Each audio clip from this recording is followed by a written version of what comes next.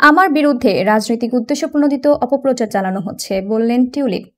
বাংলাদেশের দুর্নীতি দমন কমিশনের বিরুদ্ধে রাজনৈতিক উদ্দেশ্যপ্রণোদিত অপপ্রচার চালানোর অভিযোগ করেছেন যুক্তরাজ্যের লেবার পার্টির এমপি ও সাবেক সিটি মিনিস্টার টিউলিপ সিদ্দিক। দুদকের করা একটি মামলায় তার বিরুদ্ধে গ্রেপ্তারি পরোয়ানা জারির পর এই অভিযোগ করেছেন তিনি। সোমবার 14 এপ্রিল গার্ডিয়ানের এক প্রতিবেদনে বলা হয়, বাংলাদেশে এই গ্রেপ্তারি পরোয়ানা জারির বিষয়ে লন্ডনে সাংবাদিকদের প্রশ্নের মুখোমুখি হন টিউলিপ সিদ্দিক। জবাবে তিনি বলেন, আমি নিশ্চিত আপনারা বুঝবেন যে এই রাজনৈতিক উদ্দেশ্যপ্রণোদিত অপপ্রচারকে কোনো প্রসঙ্গ বা মন্তব্যের মাধ্যমে আমি বিশেষ গুরুত্ব দিতে পারি না। এটা পুরোপুরি আমাকে হয়রানি করার জন্য রাজনৈতিক উদ্দেশ্যপ্রণোদিত অপপ্রচার। এমন কোনো প্রমাণ নেই যে আমি ভুল কিছু করেছি। তিনি বলেন, বাংলাদেশি কর্তৃপক্ষগুলোর কেউ আমার সঙ্গে যোগাযোগ করেনি। পুরোটা সময় তারা মিডিয়া ট্রায়াল চালিয়েছে। আমার আইনজীবীরা উদ্যোগী হয়ে বাংলাদেশের কর্তৃপক্ষকে চিঠি লিখেছেন, তবে তারা কখনো এর জবাব দেয়নি। টিউলিপ সিদ্দিকের আইনজীবী স্টিফেনসন হারুড বলেছেন, অভিযোগগুলো পুরোপুরি মিথ্যা এবং টিউলিপ সিদ্দিকের আইনজীবীরা সেগুলো লিখিতভাবে মোকাবেলা করছেন। অন্যদিকে বিবিসির নজরে আসা আদালতের নথি অনুযায়ী ববি হাজ্জাজ অভিযোগ করেন, 2013 সালে রাশিয়ার সঙ্গে বাংলাদেশের একটি চুক্তিতে মধ্যস্থতায় সহায়তা করেন টিউলিপ সিদ্দিক। ওই চুক্তিতে বাংলাদেশের একটি নতুন পারমাণবিক বিদ্যুৎ কেন্দ্র নির্মাণের ব্যয় বাড়িয়ে দেখানো হয়েছিল।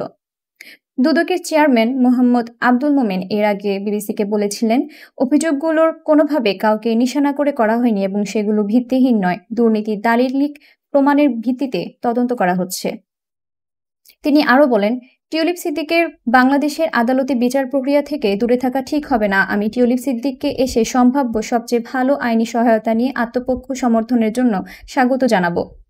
এ বিষয়ে জানতে চাইলে যুক্তরাজ্যের প্রধানমন্ত্রী কিয়ার স্টারমারকে একজন মুখপাত্র বলেন, তিনি একক ঘটনার বিষয়ে মন্তব্য করবেন না। আর গতকাল রোববার টিউলিপ সিদ্দিকের আইনজীবীরা বলছেন, দুদক বিগত কয়েক মাসে গণমাধ্যমের মাধ্যমে টিউলিপ সিদ্দিককে বিরুদ্ধে বিভিন্ন অভিযোগ এনেছে। ছাত্র জনতার গণ অভ্যুত্থানে গত বছরের আগস্টে ক্ষমতাচ্যুত হন প্রধানমন্ত্রী শেখ হাসিনা। এরপর শেখ হাসিনার শাসন আমলের নানা ধরনের দুর্নীতির অভিযোগের বড় পরিসরে তদন্ত শুরু করে দুদক। তার অংশ হিসেবে টিউলিপ সিদ্দিকের বিরুদ্ধে প্লট বরাদ্দে অনিয়মের অভিযোগ তদন্ত করছে সংস্থাটি। এই মামলায় গত রোববার টিউলিপ সিদ্দিক, শেখ হাসিনা সহ 53 জনের বিরুদ্ধে গ্রেপ্তারি পরোয়ানা জারি করে ঢাকার একটি আদালত। এছাড়া ববি হাজ্জাজ নামে এক ব্যক্তির অভিযোগের ভিত্তিতে শেখ হাসিনা ও তার পরিবারের সদস্যদের বিরুদ্ধে বাংলাদেশের অবকাঠামো প্রকল্প থেকে 390 কোটি পাউন্ড আত্মসাতের অভিযোগ খতিয়ে দেখছে দুদক।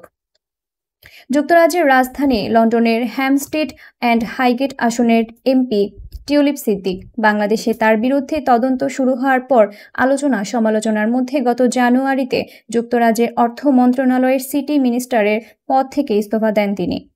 গ্রেপ্তারি পরোয়ানা জারি হলে সন্দেহভাজন কোনো ব্যক্তিকে বিচারের আওতায় আনতে তাকে প্রত্যর্পণের জন্য এক দেশ আরেক দেশের কাছে আবেদন করতে পারে। যুক্তরাজ্যে বাংলাদেশ 2B প্রত্যর্পণ দেশ হিসেবে তালিকাভুক্ত। এর অর্থ প্রত্যর্পণের সিদ্ধান্তের জন্য যুক্তরাজ্যের মন্ত্রী বিচারকদের সামনে অবশ্যই স্পষ্ট প্রমাণ তুলে ধরতে হবে।